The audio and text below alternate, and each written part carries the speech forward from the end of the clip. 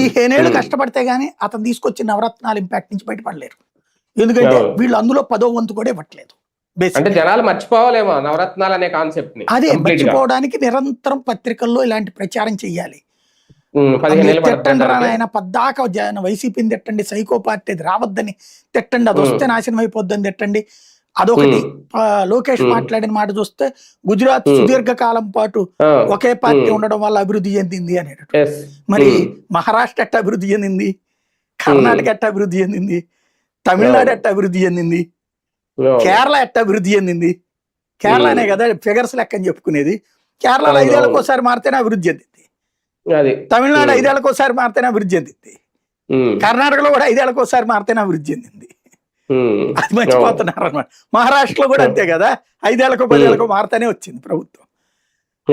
Permanent గా ఉంటేనే గుజరాత్ లో అభివృద్ధి అంటే మీరే ఇంత ముందు చెప్తారు కదా గుజరాత్ లో అభివృద్ధి ఏదని.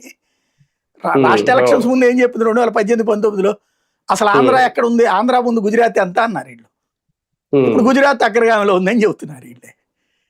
అట్టగా ఏదో నడుస్తుంది. మనకేంటంటే ఆ రోజు పేపరు ఈ రోజు పేపరు ఇదివరకు అయితే నాడు నేడు అన్న వేసేవాళ్ళు, ఇప్పుడు రాయడానికి భయపడుతున్నారు వీళ్ళు, సిగ్గుపడుతున్నారు. ఇంకోటి ఇదివరకు మళ్ళీ జెన్యున్ గా రాసే ఎడిటోరియల్ కాలం రాసేవాళ్ళు పోయారు, చివరికి రాజకీయ నాయకులు ఎడిటోరియల్ కాలం ఇష్టం అయిపోయారు.